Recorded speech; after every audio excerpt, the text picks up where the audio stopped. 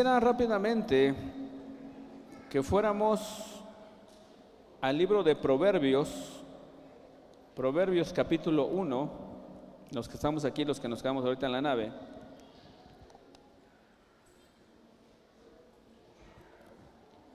Proverbios capítulo 1, vamos a leer del versículo 1 al 7.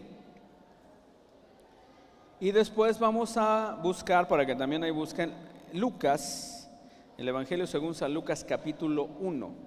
Pero vamos primero a Proverbios 1, versículos del 1 al 7. ¿Por qué no nos ponemos de pie todos en reverencia hacia la palabra, hacia nuestro Señor? Y comienza el escritor de Proverbios diciendo, bueno, arriba dice, motivo de los proverbios. El versículo 1 dice, los proverbios de Salomón, hijo de David, rey de Israel. Y aquí dice los motivos por qué son escritos estos proverbios. Dice, para entender sabiduría y doctrina, para conocer razones prudentes, para recibir el consejo de prudencia, justicia, juicio y equidad, para dar sagacidad a los simples y a los jóvenes inteligencia y cordura. Oirá el sabio y aumentará el saber, y el entendido adquirirá consejo, para entender proverbio y declaración, palabras de sabios y sus dichos profundos. El principio de la sabiduría es el temor de Jehová. Los insensatos desprecian la sabiduría y la enseñanza.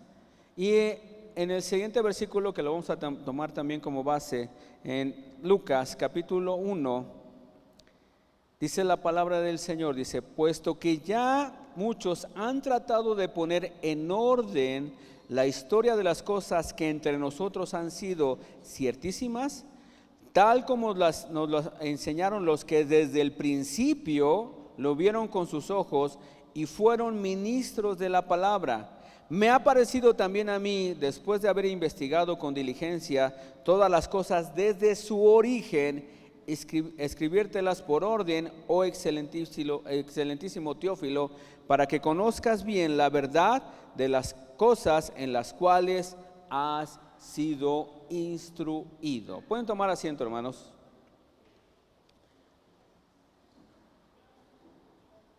Yo quiero compartirles acerca, cuando nosotros hacemos nuestra declaración de fe, la última parte dice que nosotros fuimos instruidos ¿para qué? Para llevar su reino, su poder reino y cultura.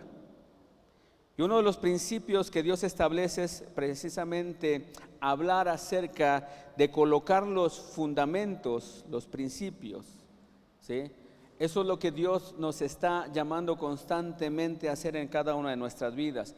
Y empecé con este versículo, estos versículos en Lucas, porque nosotros podemos, a través del estudio, a través de la palabra, reconocemos que Lucas era un médico griego que no estuvo desde el principio con el Señor Jesús. Es más, él no estuvo en el ministerio con el Señor Jesucristo. Pero algo que me gusta acerca de lo que él habla y de lo que él dice dice, puesto que ya muchos han tratado de poner en orden, dice, la historia de las cosas que entre nosotros han sido ciertísimas, dice, tal como lo enseñaron desde el principio, los que ¿qué? El principio, lo que vieron con sus ojos y fueron ministros de la palabra. Me ha parecido también a mí, después de haber investigado con diligencia todas las cosas desde su origen, escribírtelas por orden. Voltea con la persona y dile, Dios es un Dios de orden, pero también Dios es un Dios de principios, ¿no? Dios es un Dios de principios. Y la palabra del Señor dice que el principio de la sabiduría, dile a la persona que tienes a un lado, ¿quieres ser sabio? Dile a la persona, ¿quieres ser sabio? Entonces debes de honrar, dile así, amar y obedecer a Dios. Vuélveselo a decir, entonces, ¿quieres ser sabio? Debes de honrar, amar y obedecer a Dios. Entonces, lo que quiero compartirles acerca es acerca de cuáles son las características que describen al reino de Dios. El reino de Dios dice que el reino de Dios es eterno. Una de las características que tiene el reino de Dios es que es eterno. El reino de Dios ha sido desde el principio hasta el fin. No tiene ni principio ni tiene fin. Es algo que ha sido establecido, ¿sí? También el reino de Dios tiene una característica que es sobrenatural. ¿Por qué es sobrenatural? ¿Por qué es sobrenatural? Porque es algo que se maneja en lo espiritual, no como aquello que nosotros conocemos. Por eso, cuando nosotros hablamos del reino de Dios, siempre va a haber un choque cultural, ¿cierto o no es cierto? Hay un choque de culturas, la cultura del reino de Dios y la cultura del hombre o la cultura del mundo, ¿sí? Que eso es lo que nosotros ha sido permeado en cada uno de nosotros. Y aquí es donde también entro en esa parte.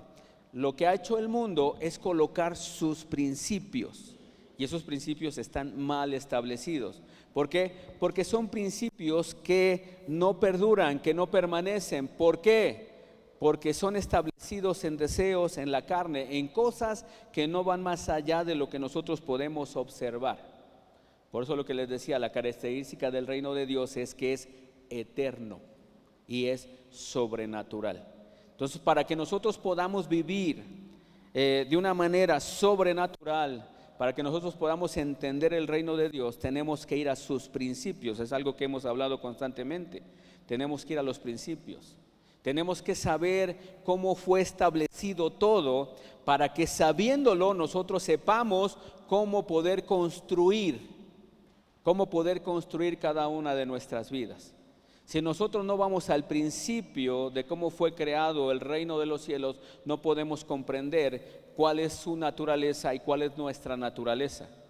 Nosotros sin Dios construimos sobre principios que tienen un fin, que no son eternos. ¿Por qué? Porque se acaban en el momento en que tú y yo partimos de este mundo. En el momento en que tú y yo partimos de este mundo, lo que tú hayas establecido o puesto como fundamento separado de Dios, se acaba en ese momento. No te llevas nada, se queda ahí. Pero cuando tú entiendes y empiezas a colocar los principios de Dios en tu vida, esos principios están establecidos en el reino, en la cultura de Dios, en la cultura del reino, y esos principios, aunque tú mueras, van a permanecer. Van a permanecer, y esos principios no se olvida Dios. Y quiero vamos a ver una definición de lo que es el principio dentro de la palabra de Dios. Bueno, cuando vamos al diccionario dice, la definición de principio es el primer instante en que existe algo, ¿no? Ese es el principio. Por ejemplo, ¿hace cuántos años se pudo construir, se pudo realizar o formar el primer celular? ¿No sabe? En la época de los 80s, no les voy a preguntar cuándo nacieron, ¿no? Porque si no van a decir. Pero en la época de los 80s, porque nosotros empezamos a ver el celular, bueno, ya se empezó a comercializar más de los 2000 para acá, ¿no? Empezamos a ver esa cosa. Pero realmente los celulares empezaron a existir desde los años 80 más o menos. Y eran unos ladrillotes, ¿no? ¿Se acuerdan también? O sea, bueno, todos los que empezaron con los celulares, me acuerdo que eran unos ladrillotes. Pero antes de ellos, ¿existían? No. Se dieron a la luz.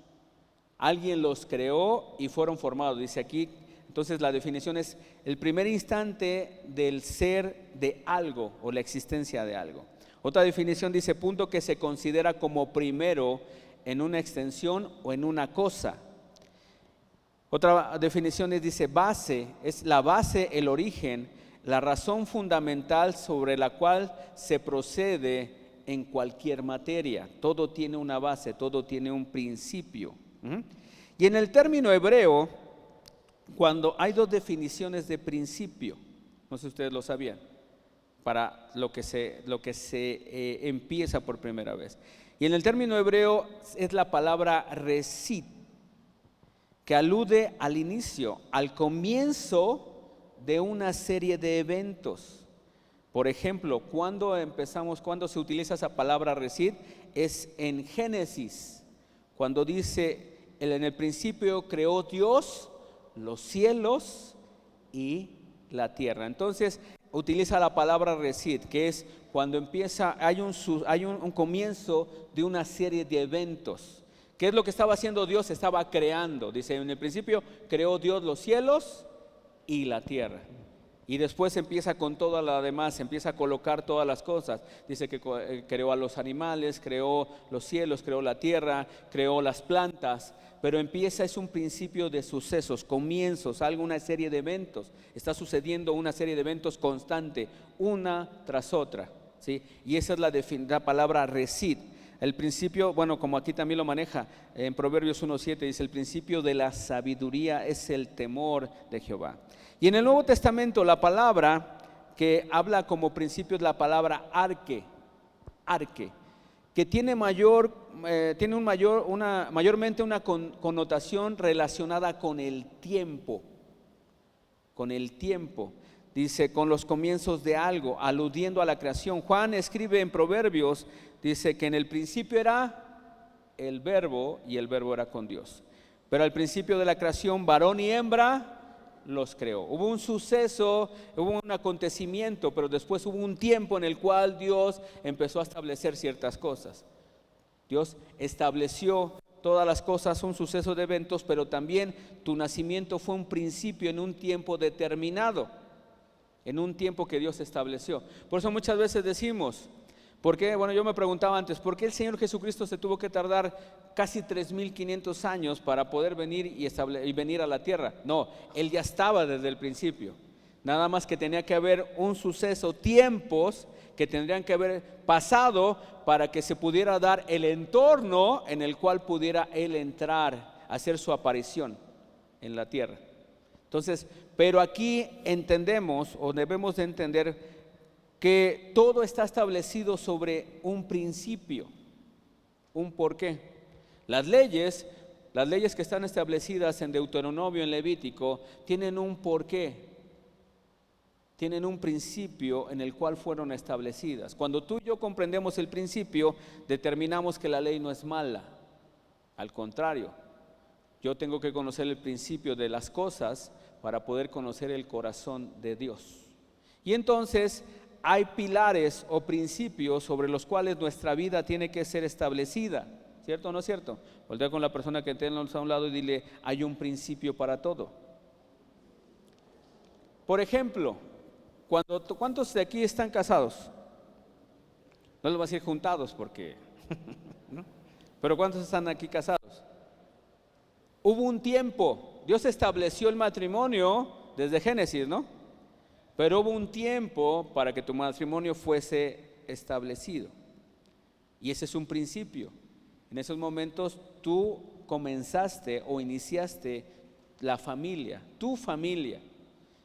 Y tu familia, ¿sobre qué principios o sobre qué comienzos fue establecida? ¿Cuáles son las bases? ¿Cuántas veces, cuando muchas veces les preguntamos a los jóvenes, ¿por qué te quieres casar? ¿Cuál es la base? ¿Cuál va a ser la base de tu matrimonio? ¿Cuál va a ser el principio sobre el cual vas a establecer ese matrimonio? Y muchos me dicen, es que me siento solo. ¿Cuál va a ser su base? La soledad. Su principio para establecer su matrimonio es la soledad. ¿Creen que su matrimonio vaya a ser victorioso? No, porque está establecido sobre un principio equivocado. ¿Sí? Otros dirían, ¿no? Ahora sí, como dicen, ¿por qué te quieres casar? Es que ya no quiero dormir pasando fríos. ¿Sí? Ya no quiero dormir pasando fríos. Entonces, ¿qué es lo que te está diciendo ahí? ¿Cuál va a ser su principio sobre el cual va a establecer su matrimonio? Son principios mal establecidos, ¿cierto o no es cierto? Ahora sí, voltea con la persona que tienes a un lado. Ahora sí que los que están casados, voltea y dile, ¿por qué te casaste conmigo? Oh, se lo estoy diciendo. Porque de ahí ustedes se van a dar cuenta sobre qué está establecido su matrimonio. ¿Cuál es el principio? Si hay una contestación que no vaya de acuerdo a la voluntad de Dios, entonces, ¿qué tendríamos que hacer? Quitar ese mal fundamento y colocar lo que la palabra de Dios dice. ¿Por qué? Porque eso nos va a ayudar a fundamentar bien nuestro matrimonio y que nuestra relación vaya siendo de continuo en crecimiento. Eso es lo que Dios quiere con cada uno de nosotros. Dice la palabra que nosotros vamos de victoria en victoria, de gloria en gloria, ¿no? ¿Y cómo se logra eso? Cada vez que nosotros estamos siendo perfeccionados, pero sobre el fundamento que es Cristo. Si tú colocas otro fundamento que no es Cristo, entonces lo que tú vas a construir no va a pasar a la eternidad. Se va a acabar en el momento en que tú partas de esta tierra. Ahí se termina todo. ¿Ok? ¿Sí? Entonces quiero hablarte sobre algunos principios.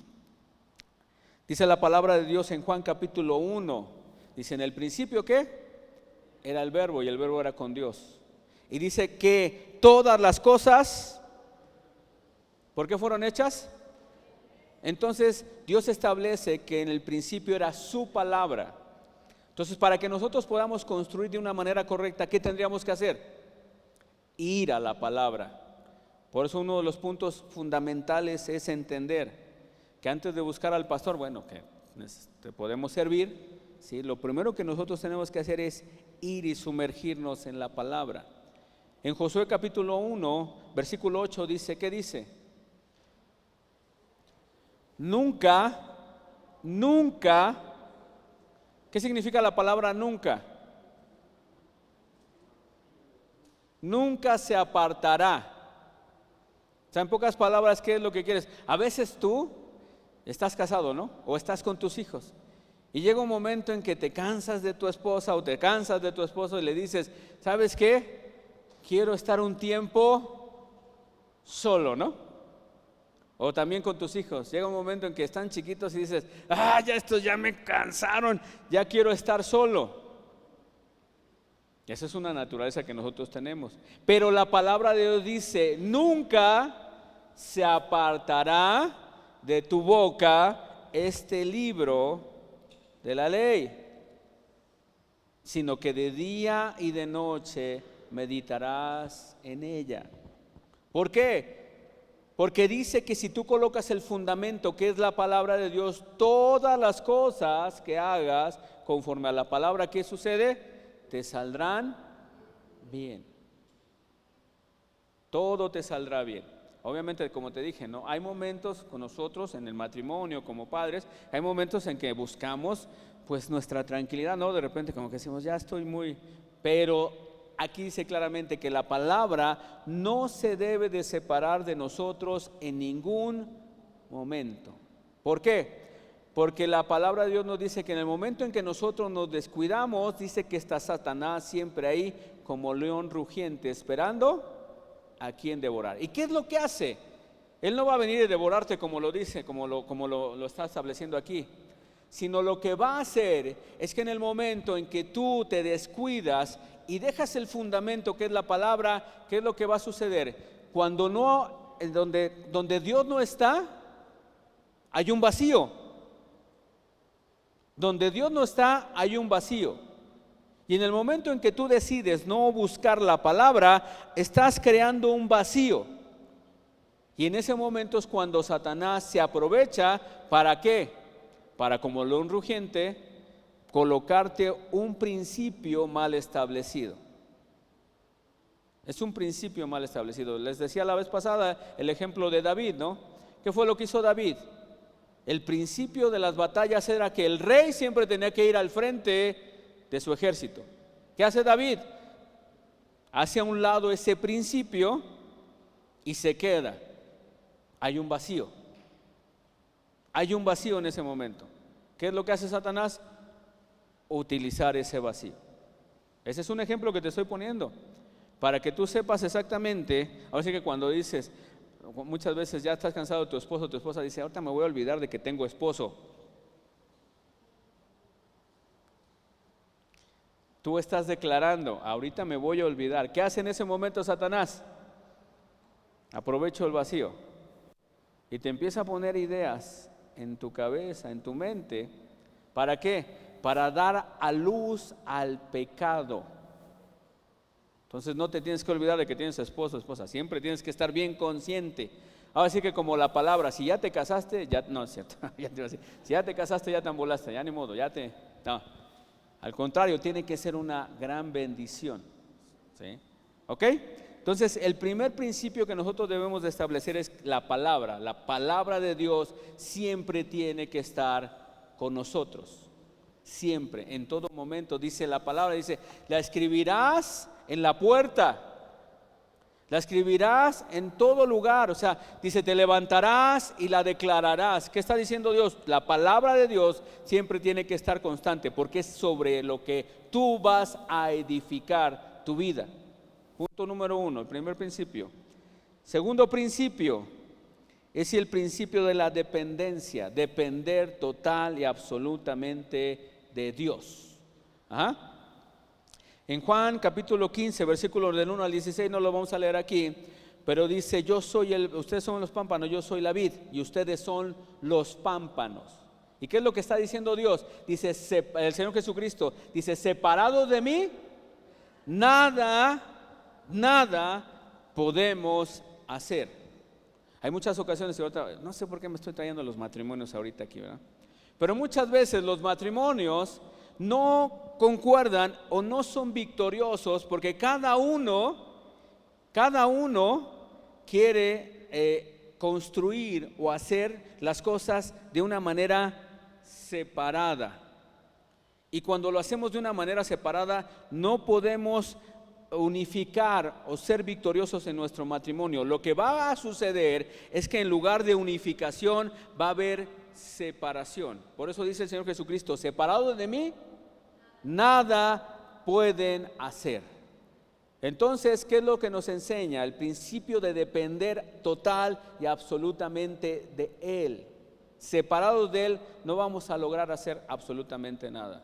Entonces voltea con tu esposo o con tu esposa, los que están casados, y dile, ¿ya oíste? Tenemos que llegar a un acuerdo de todo, ¿no? De todo, no es por separado, es todo en conjunto, ¿ok? La dependencia de Dios implica consultar con Él en cada aspecto de nuestra vida, desde nuestras inversiones hasta nuestras relaciones personales. Muchas veces no lo entendemos, ¿no? A veces hemos dicho, hemos entendido que aquellos que son empresarios no pueden iniciar o entablar una relación de negocios con alguien que no va de acuerdo con el propósito. Ojo, no estoy diciendo que no te relaciones, no, sino que aprendas a depender de Dios para saber con quién te vas a asociar, con quién te asocias empresarialmente. Incluso si tú te quieres dedicar a la política, igual lo mismo. Tú tienes que saber con quién te vas a asociar para dedicarte a esa parte. ¿Por qué? Porque la persona que tengas tú a tu lado es esa persona que si tú lo buscaste conforme a la voluntad de Dios, va a estar contigo para construir. ¿Sí? Entonces, ¿qué es lo que tenemos que hacer? Depender total y absolutamente de Dios para saber con quién me relaciono. Ojo, no implica, ya le hemos dicho, no implica que por esto digas, no, es que ya no me voy a relacionar con el pecador. No, pues entonces, ¿quién les va a predicar? ¿Quién les predica? ¿No? Aquí lo que tú tienes que entender es ser sabio para saber qué es lo que tienes que hacer cuando estás compartiéndole a alguien que no conoce de Cristo. Pero eso no implica que tú te tengas que relacionar más allá, sino implica el que tú estés compartiéndoles de Cristo. Un ejemplo bíblico es la historia del profeta Natán y el rey David. A pesar David de sus errores, siempre buscó la guía de Dios. Obviamente le dije, tuvo un descuido. ¿Cuál fue el descuido? No fue a la guerra. Hubo un vacío y ese vacío lo utilizó Satanás. Pero David entendía que dependía totalmente de Dios. Cuando es confrontado por el profeta Natán, él reconoce su pecado y se arrepiente. ¿Ok? ¿Sí? Entonces debemos de entender esto. Debemos de depender total y absolutamente de Dios. El siguiente principio es el principio de la unidad. Voltea con tu hermano y dile unidad. Dile, debemos vivir en unidad, aunque me caigas gordo. No es cierto. No. Debemos de vivir en unidad. Vamos a Juan capítulo 17. Juan capítulo 17, versículos 20 y 21. Y la palabra de Dios dice: mas no ruego solamente por esto, sino también por los que han de creer en mí por la palabra de ellos. ¿Para qué? Para que todos sean uno, como tú, oh Padre, en mí y yo en ti, que también ellos sean uno en nosotros, para que el mundo crea que tú me enviaste. Voltea con tu hermano, dile: ¿quieres ser de impacto? Tenemos que vivir en unidad. Pero díselo, o sea, en lugar de que, parece que todos me lo están diciendo a mí porque se me quedan viendo. Dije: voltea con tu hermano que tienes a un lado y diles: ¿quieres ser de impacto? Tenemos que vivir en unidad. ¿Qué fue lo que más impactó al mundo? ¿Qué fue lo que los sacerdotes, fariseos, todos criticaban al Señor Jesús? Porque Él decía que Él y el Padre eran uno. Y eso era lo que más les daba en la torre, porque decía: ¿cómo te atreves a decir que el Dios Todopoderoso es tu Padre? ¿Cómo te atreves a decir que Él y tú son iguales? Pero en esa unidad trabajaron. Dios no trabaja por separado, Dios trabaja en unidad. Por eso muchas veces me pregunto: Señor, ahora trato de entender por qué es el Padre, el Hijo y el Espíritu Santo, si al final de cuentas dice que es uno. Pero Él mismo, que es uno, nos enseña a trabajar en unidad. Nos enseñó a través del Señor Jesucristo, que Él decía: ¿qué decía el Señor Jesucristo? Yo no hago lo que yo quiero, sino en la unidad que tengo con mi Padre, lo que escucho de mi Padre, eso es lo que yo hago. Entonces, ¿qué es lo que nosotros tenemos que aprender? A trabajar en unidad. Algo que me gusta mucho es precisamente lo que sucede en el día del Pentecostés. ¿Por qué? Porque dice que estaban unánimes. Bueno, dice que estaban juntos. Ahorita estamos juntos, pero todos tenemos el mismo pensamiento ahorita. ¿Sí o no? No. Ahorita uno, mientras que está aquí, yo estoy predicando, uno está pensando en este momento, o sea, aunque me están viendo, pero en su mente están: chin, se me olvidó apagarle a los frijoles. Sí, no me bañé. ¿No? Dicen: ay, mejor ahorita cuando empecemos a adorar no voy a levantar los brazos porque, híjole, ¿no? Y estás pensando. Pero lo que me llama o me fascina de este pasaje de la Biblia, dice que estaban todos juntos y unánimes.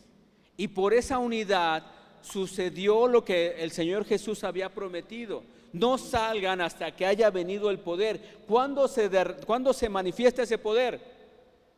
Cuando hay unidad. ¿Cuándo una familia puede salir adelante? Cuando hay unidad. Cuando una familia está dividida, dice que la palabra de Dios que una familia no puede estar dividida. Un reino no puede estar dividido porque no crece, no puede conquistar.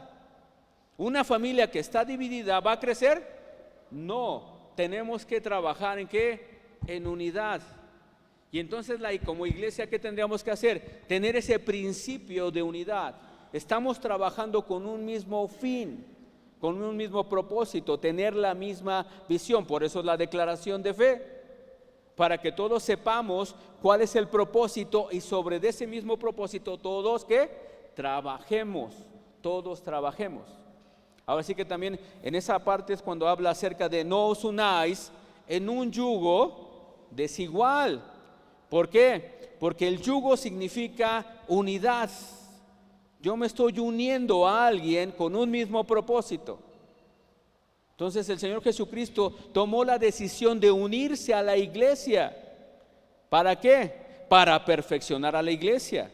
Lo que Dios hace a través de la unidad es perfeccionarnos. Voltea con la persona que tienes a un lado y dile: aunque me caigas gorda. No, no es cierto.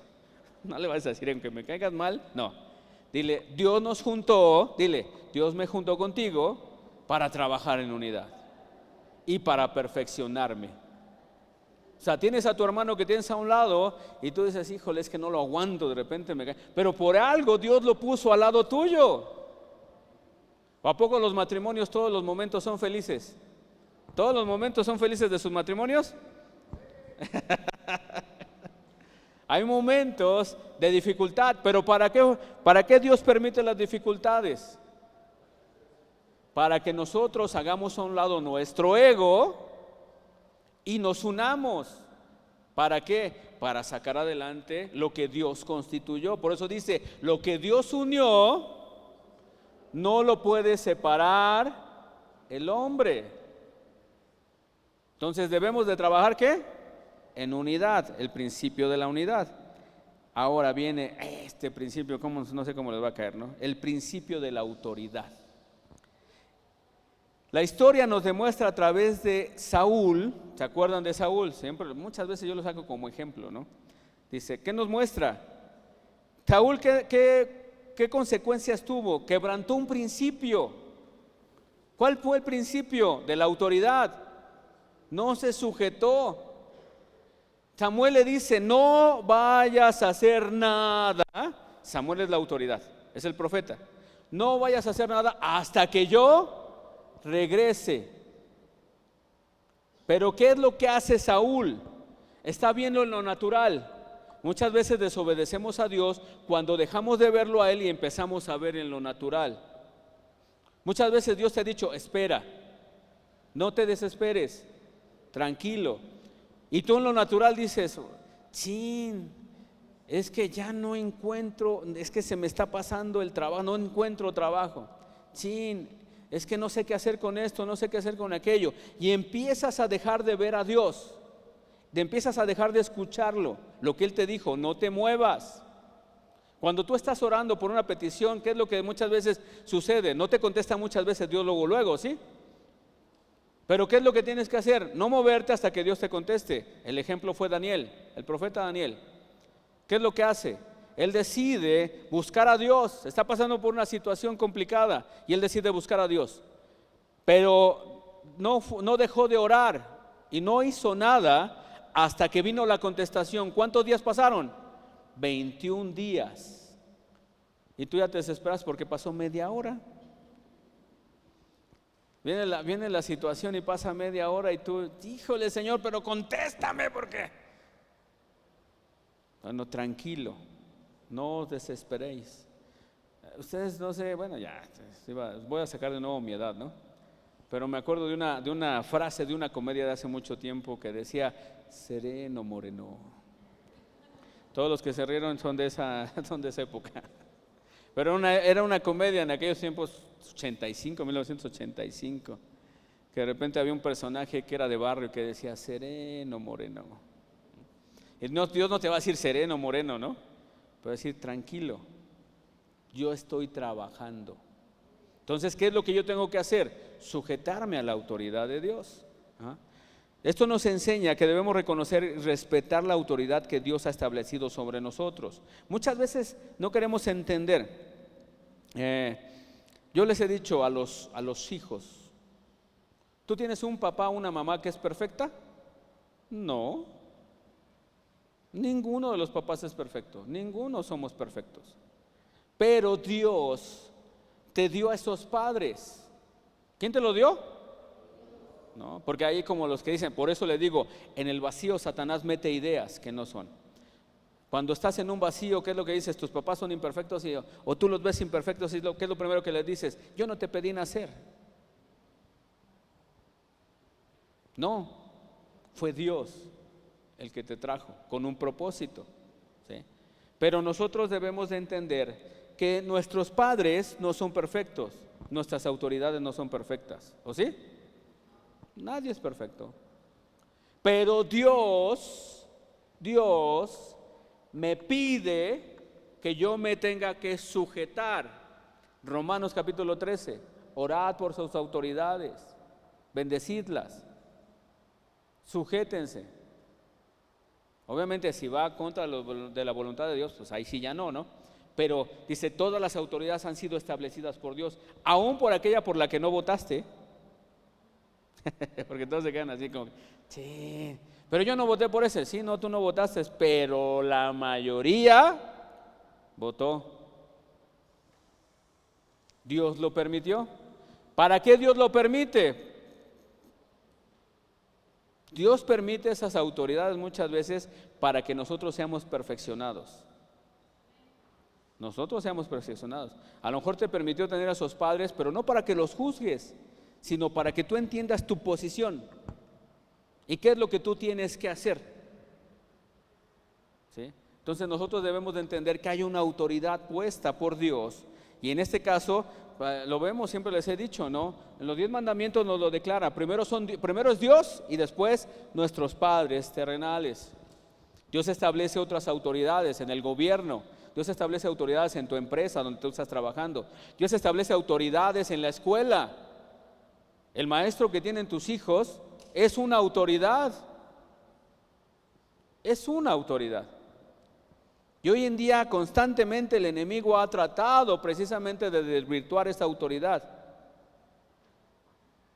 Hoy en día el maestro ya no te puede regañar o ya no te puede decir algo porque puedes ir a demandarlo.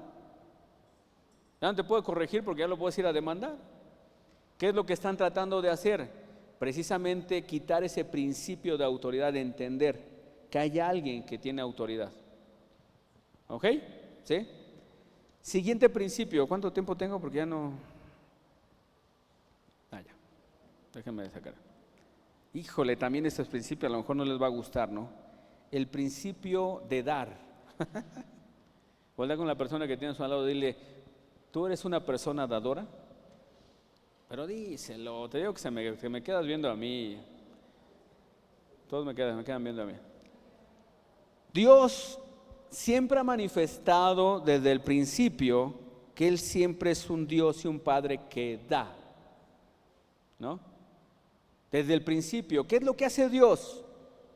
Él empieza a crear todas las cosas.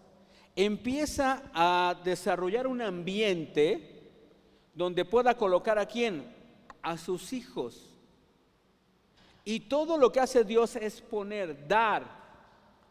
Lo colocó en un lugar, fíjense, en el huerto del Edén. ¿Ustedes se han imaginado cómo era el huerto del Edén? ¿Sí se lo han imaginado? Yo me imagino un lugar hermoso, bello, con esto, con aquello, con plantas, con todo eso. El hombre tenía todo. O sea, Dios estaba pensando egoístamente, dijo: no, yo voy a crear al hombre. ¿Por qué? Para que el hombre pueda disfrutar de quién soy yo y de lo que yo le voy a dar. ¿No? Nos lo dio. Tanto es así que aunque el hombre peca, ¿qué es lo que hace Dios? Quiero volverlos a restituir como estaban antes. Ustedes pecaron, pero yo voy a darles a mi hijo para que ustedes vuelvan a ser restaurados. O sea, dígame si Dios no es un Dios que siempre nos está dando. Nos da de su tiempo. O sea, cuando tú ni le haces caso, de todos modos Él está ahí. Él está ahí. Dice: aunque tu padre y tu madre te abandonaren, yo nunca te dejaré. Dice la palabra, cuando el Señor Jesucristo se está despidiendo, dice que Él estará con nosotros hasta el fin. O sea, Él siempre está, siempre nos está dando, siempre se está entregando. Nosotros pecamos y dice Dios: vengan y pongámonos a cuentas. O sea, Él te está diciendo: ven, yo quiero ponerme a cuentas, o sea, ponte a cuentas conmigo, porque yo no quiero el mal para ti, yo quiero un bien para ti. Eres mi hijo. Y lo que quiero extenderte es mi perdón, ¿ok? Ya cuando nos metemos en la cuestión del dar, en la cuestión económica, porque también hablamos del tiempo. ¿Qué es lo que tengo que hacer? Si yo pertenezco a una familia, estoy en una familia, ¿qué es lo que tengo que hacer? Dar mi tiempo para poder estar con mi familia. Tiempo de calidad. Porque muchas veces nosotros decimos, y eso es algo que aprendemos en el curso matrimonial, ¿no? En los cursos de matrimonio, cuando te preguntan: ¿cuánto tiempo pasas con tu esposa? Ay, no, pues es que yo llego a las 7 de la noche de trabajar y desde las 7 hasta que me duermo estamos todo el tiempo. No. ¿Cuánto tiempo de calidad le das a tu esposo o cuánto tiempo de calidad le das a tu esposa? Porque pasas tiempo, pero no es un tiempo de calidad. Estás en otras cosas.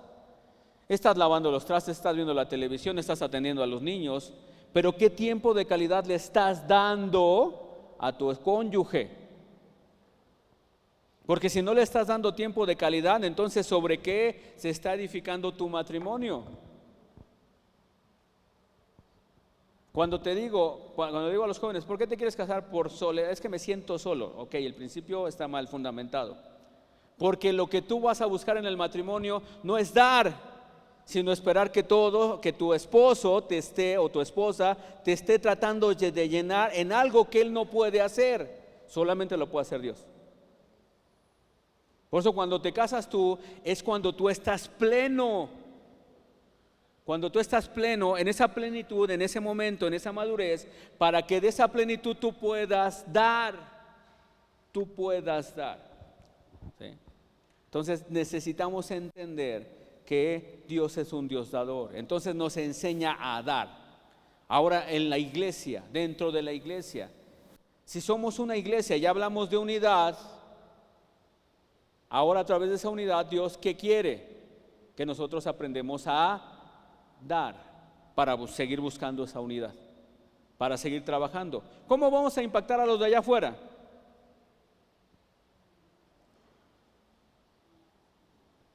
Hablamos sobre el principio de unidad. Así como tú y yo, Padre, somos uno, y eso fue lo que impactó, así también que ustedes sean uno. ¿Cómo conocerán que sois mis discípulos? Si nos amamos, si trabajamos en unidad. ¿Queremos impactar? Tenemos que trabajar en unidad. ¿Queremos impactar? Tenemos que aprender a dar tiempo. Así como le tenemos que dar tiempo de calidad a nuestra familia, tenemos que darle tiempo de calidad a Dios. Y tenemos que dar tiempo de calidad en la iglesia. ¿Tú estás dando tiempo de calidad para el servicio? Porque ese es un principio, dar. ¿Sí? Ahora sí que es algo que yo les digo a los que tengo discipulando, y desde ahorita les estoy duro y duro. Ustedes están conmigo, pero ustedes están siendo capacitados para que se pongan a trabajar. Dije, si alguien ya no lo quiere, pues ya no lo puedo obligar, ¿no? No lo puedo obligar tampoco. Pero les digo a los que estoy dando los cursos, si ustedes están aquí es porque ustedes han dado su tiempo, están dando su tiempo, ¿para qué? Para ser capacitados. ¿Y para qué son capacitados? ¿Para quedarse sentados? No, es para que ustedes se levanten y hagan lo mismo, den su tiempo, den los talentos, den lo que Dios está invirtiendo. Porque Dios está invirtiendo para que ustedes puedan multiplicar lo que Dios está invirtiendo en ustedes. O sea, Dios está dando para multiplicarlo. Entonces tú tienes que dar, ¿ok? Ya no hablamos de los diezmos y las ofrendas, porque si no van a empezar ahí. No. Pero también es la parte del dar. Ajá. El principio de la fe. La fe es creer en lo que no vemos. Dice la palabra en Hebreos 11:1. ¿Qué dice Hebreos 11:1? Me voy a desmayar ahorita. Es pues la fe, la certeza de lo que se espera, la convicción de lo que no se ve. Pero ¿qué dice Dios después? Pero sin fe es imposible agradar a Dios. Hay un principio, el principio de la fe. Si nosotros no tenemos fe, ¿agradamos a Dios? No. ¿Las cosas que tienen que suceder, sucederán? No. Si yo no tengo fe, no puedo agradar a Dios. Entonces Dios no puede obrar, porque Dios obra a través de la fe, no de la necesidad. Yo tengo fe, Dios obra. Si no tengo fe, Dios se queda quieto. Porque a Dios lo que lo va a mover es la fe. Pero si tú estás constantemente quejándote, tú estás constantemente diciendo, tú estás constantemente, pues Dios no le agrada a Dios. Eso es algo que le agrada al mundo. Eso es algo que le agrada a Satanás, porque Satanás te está diciendo, tú no puedes, tú nunca vas a ser sano, tú nunca vas a poder prosperar. Eso es lo que te está diciendo Satanás. ¿Y qué es lo que estás haciendo tú? Pues replicando lo que Satanás te está diciendo. Pero ¿qué pasa cuando Dios te habla y te dice, tú eres mi hijo? Yo soy su hijo y lo declaro. Pero no nada más lo declaro, sino camino como hijo. ¿Por qué muchas veces no hemos impactado? Porque no nos comportamos como hijos. Nos comportamos como si estuviéramos en una religión. Y las religiones no prosperan para absolutamente nada, ¿Cómo vas a impactar cuando te comportas como hijo y caminas como hijo de Dios? ¿Pero para qué? Necesito tener fe. ¿Cómo va a ser confrontada tu fe si no haces nada? Si no te levantas, si no das, si no compartes. ¿Cómo va a ser confrontada tu fe? Tu fe va a ser confrontada no nada más en las situaciones de tu casa, de tu matrimonio. Tu fe va a ser confrontada también cuando tú decidas, dices, bueno, que ya, Dios, yo me empecé a preparar, entré a la escuela de liderazgo. Dije, con un propósito, ¿qué quiero? Dar clases. ¿Qué quiero? Abrir casas de paz. Y en el momento en que tú decidas dar clases, vas a ser confrontado, porque vas a decir, sí, ¿y ahora qué tengo que hacer? Cuando tú vayas a una casa de paz donde no conoces a las personas, no conoces sus necesidades, pero ellos abren su corazón y tú ves las cosas demasiado negras, en ese momento tu fe va a ser confrontada. Porque vas a decir, yo humanamente no puedo, pero tú sí. Y tienes que doblar tus rodillas y decirlo. Yo he sido confrontado en varias casas de paz, donde empiezo a conocer y donde me han dicho, han llegado al punto de encontrar a familias que me dicen, no tengo ni para comer. Y en esos momentos digo, sí, yo nomás traigo como 10, así que como los discípulos, ¿no? Híjole, nada más traigo como 10 pesos, ¿no? Ahí en esos momentos, ¿qué vas a hacer?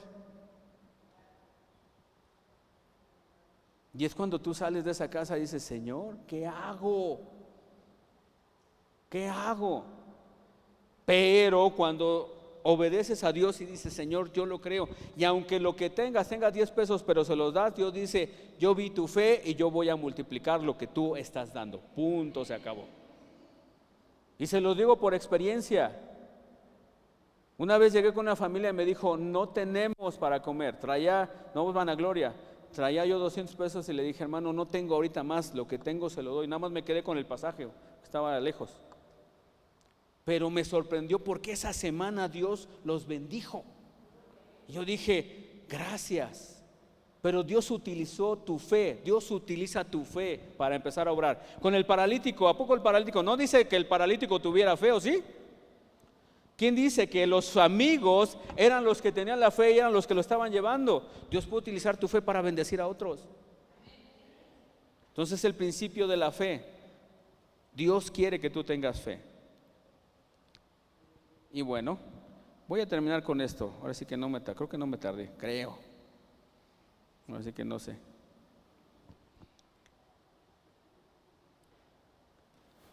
El principio de la adoración. Lo que a quien tú adoras, eso es lo que se va a mover en tu vida.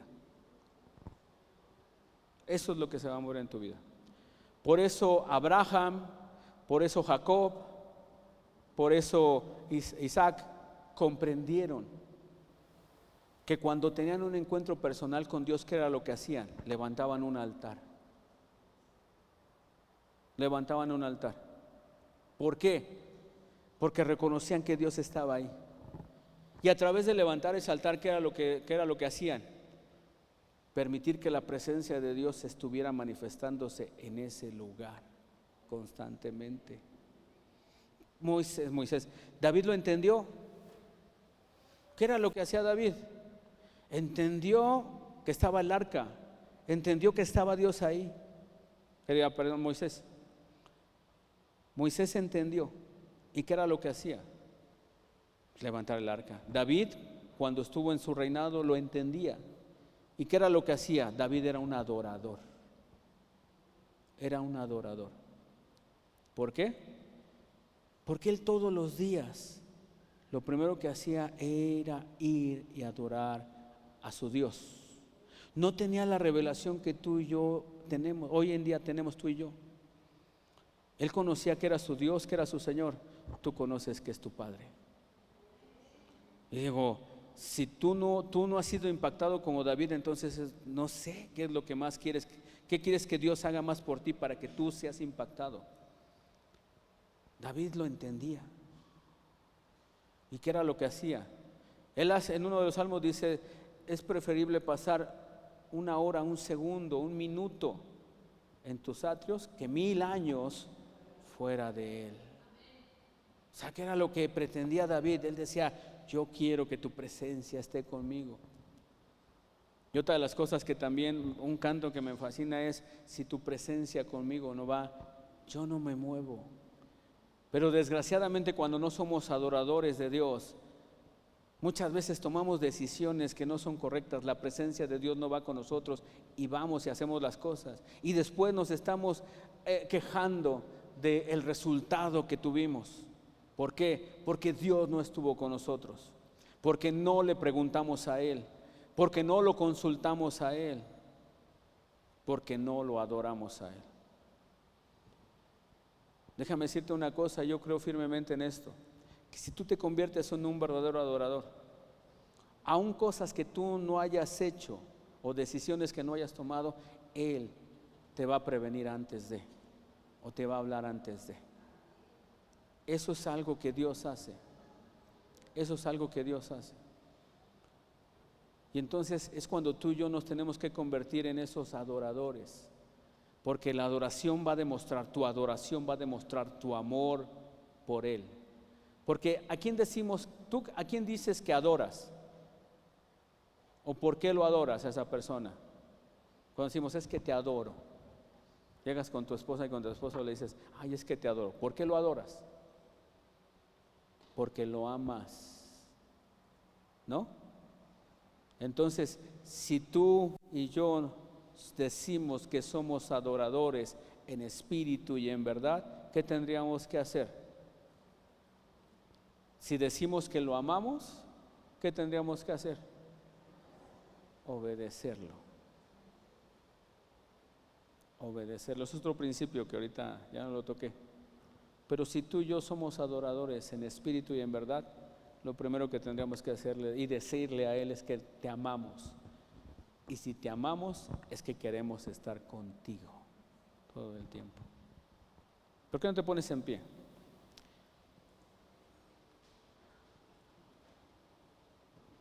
Hay muchos otros más principios. El principio de la obediencia.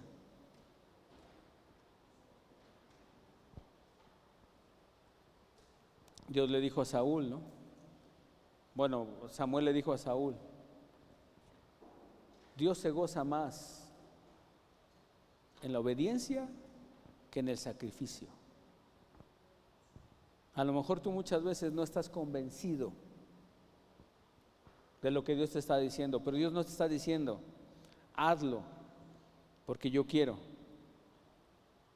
Porque en tu entendimiento a lo mejor no has comprendido lo que Dios quiere hacer, pero si Dios te lo está diciendo es porque algo grande va a hacer en tu vida.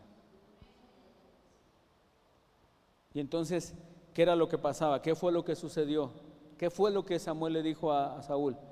Dios hubiera hecho que tu reinado hubiera permanecido por tus generaciones, pero por tu desobediencia se va a acabar. ¿Y Dios lo cumplió? Sí lo cumplió. Pero cuando llegó David, ¿qué fue lo que hizo? Era un hombre que obedecía, pero era un hombre que adoraba.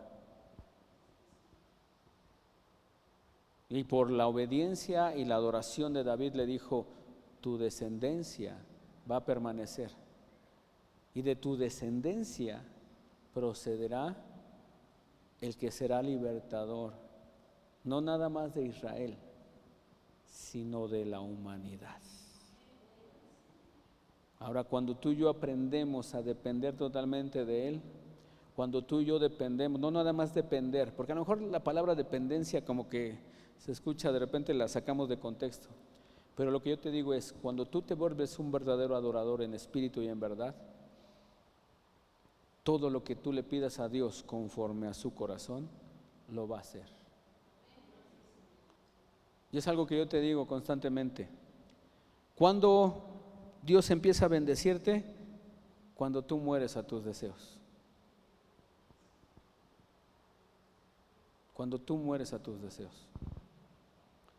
Mientras que tú no mueras a ti mismo, Dios no va a poder hacer lo que Él quiere contigo. Y lo que Él quiere contigo es bendecirte.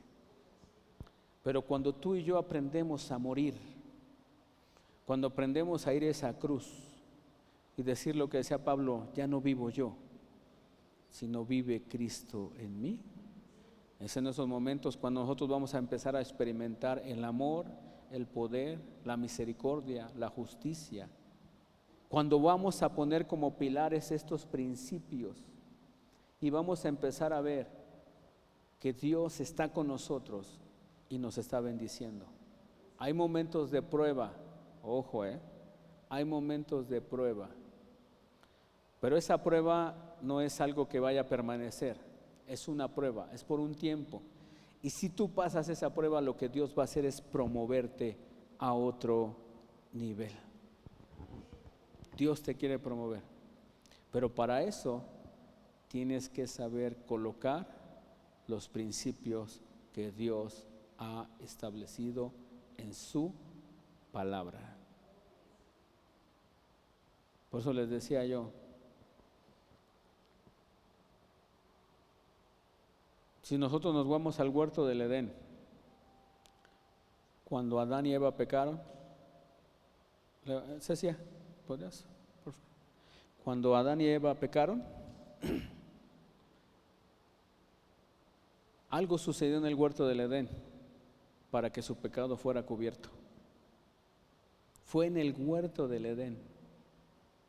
Fue en el lugar que Dios había dispuesto para que el hombre pudiera estar, pudiera gozar de su presencia. ¿Y el hombre qué fue lo que hizo? Desobedecer. Y en ese huerto del Edén Dios hizo algo que después nosotros empezamos a entender. Dice que tuvo que traer piel de animales para descubrir su desnudez. Pero yo te pregunto, ¿de dónde sacó esa piel?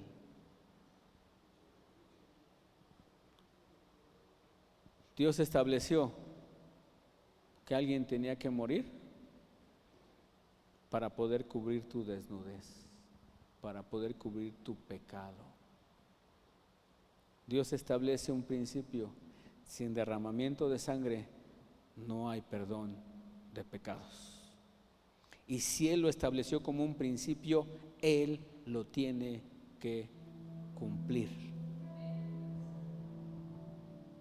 Entonces, Él no viola sus principios, porque son sus principios.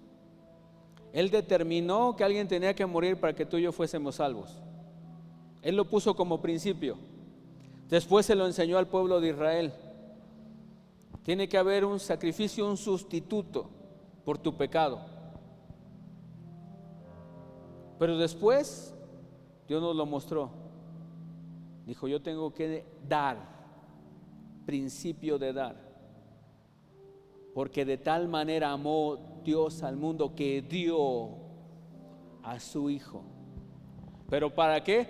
Para poder establecer otro principio: sin derramamiento de sangre no hay perdón de pecados.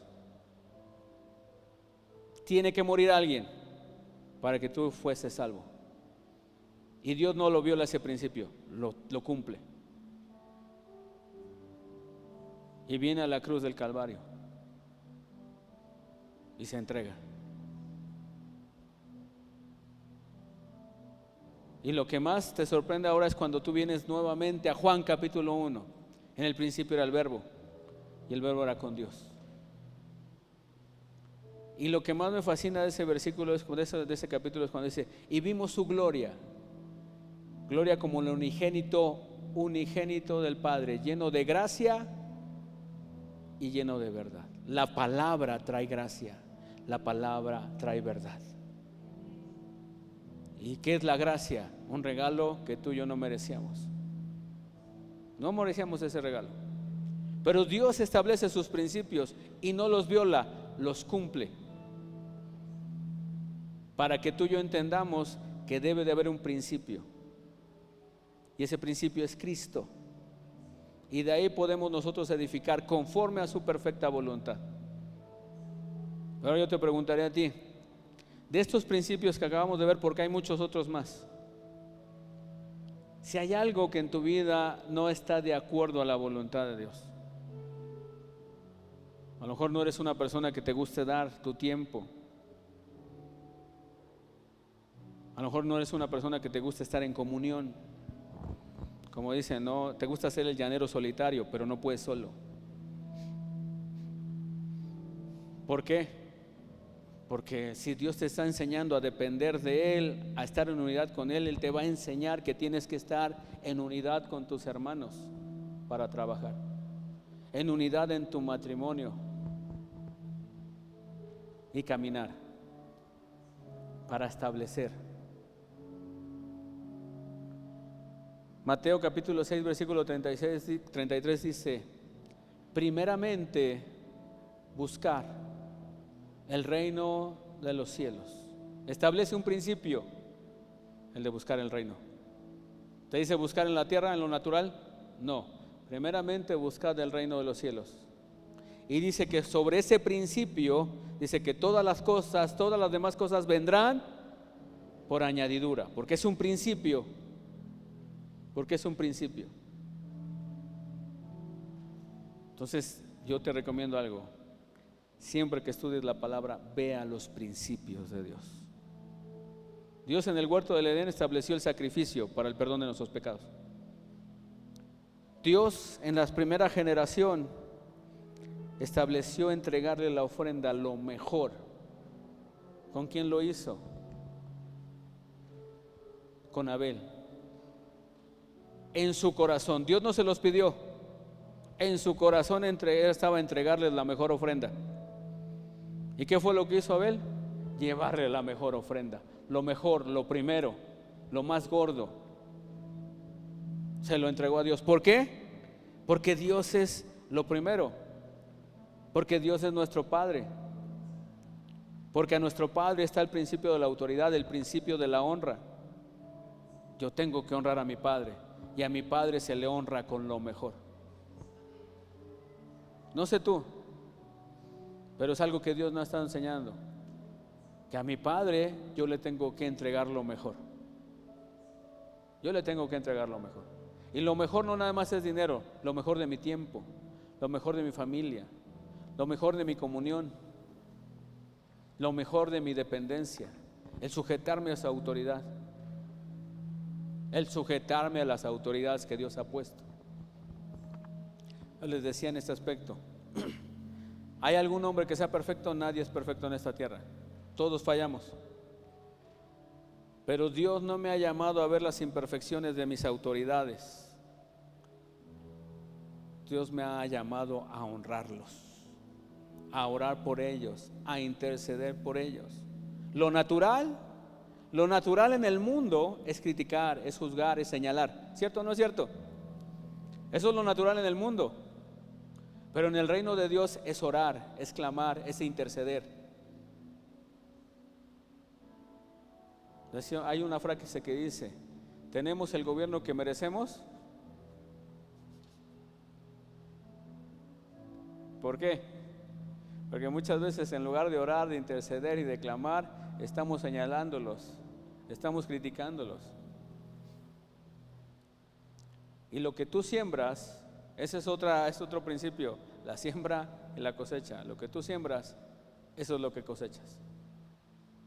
¿Quieres tener unos mejores padres? Siembra tu tiempo, ora por ellos, enséñales, que Dios les enseñe a tus padres a través de ti quién es Él. ¿Quién es Él? ¿Quién es Él? Entonces cierra tus ojos. Y yo lo único que te digo es: hay algo en lo que Dios no has puesto en primer lugar, no ha sido tu prioridad, no ha sido tu fundamento, hazlo. Es el tiempo. No quiero que lleguemos delante de Dios y que Dios nos diga: yo fui lo primero en tu vida.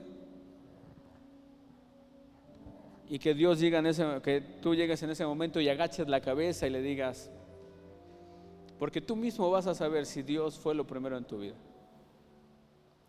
Entonces hay muchas áreas de tu vida en las cuales a lo mejor hay áreas de tu vida en las cuales tú a lo mejor estés fallando. No has puesto a Dios como primero en todo. No has aprendido a depender de Él. No has aprendido a sujetarte de Él.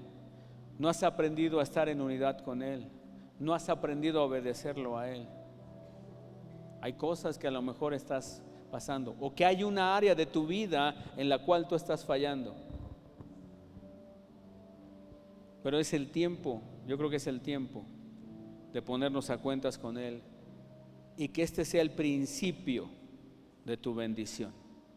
Sea el principio en el cual Dios quiera prosperarte. Bueno, no quiera, Dios te prospere, porque Dios quiere siempre prosperarte. Hoy puede ser el principio de tu sanidad, porque Dios lo estableció en la cruz del Calvario. Por sus llagas fuimos nosotros curados. Dice la palabra que por sus llagas hemos sido nosotros curados. Entonces hoy puede ser el principio de tu sanidad. Hoy puede ser el principio de tu sanidad. Dios es un Dios de orden. Puede ser que tu vida o lo que tú tengas es lo que esté causando esa enfermedad en tu vida, porque hay un desorden en tu mente. Pero cuando tú pones a Dios, tú pones a su palabra, que es Cristo Jesús, en tu mente, el Dios va a empezar a poner ese orden. Va a empezar a poner ese orden en tu vida. Y vas a empezar a ver tu sanidad. Vas a empezar a ver cómo Dios está empezando a restaurar y a levantarte y a ponerte esa paz y esa tranquilidad que tú el día de hoy necesitas. Pero para eso necesitas poner a Dios como primero. ¿Por qué no empiezas a orar? Y le empiezas a pedir al Señor que Él sea el primero en todo. Padre, en esta hora agradecemos y oramos, Señor, para que tú pongas un orden, Señor. Como Lucas, cuando empieza a escribir esa carta, dice que él empezó a escuchar, veía todo lo que los demás decían, pero él se esforzó por investigar y poner en orden lo que ellos hablaban, lo que ellos decían. Y él nos enseña a través de Lucas, Padre, nos enseñas a poner en orden todo lo que hay en nuestra vida. Debemos de investigar, debemos de orar, debemos de buscarte, debemos de escudriñar la palabra, porque en la palabra, cuando nosotros escudriñamos, ahí está nuestra bendición, ahí está nuestra sanidad, ahí está nuestra prosperidad, ahí está la restauración de nuestro matrimonio, ahí está la restauración de nuestros hijos, ahí está en ti. No hay nadie más en el cual pueda estar nuestra restauración. Y hoy, Señor, declaro en el nombre de Jesús que nos sumergimos, Señor. Que cada uno de mis hermanos y yo, Padre, hemos entendido que lo que nosotros buscamos, Señor, está en ti. Y que de ahora en adelante tú vas a poner en nuestro corazón el buscarte más profundamente. El de no nada más quedarnos, Señor, por encima, sino empezar a buscarte, empezar a escudriñar, empezar a analizar, empezar a meditar, Señor, en tierra.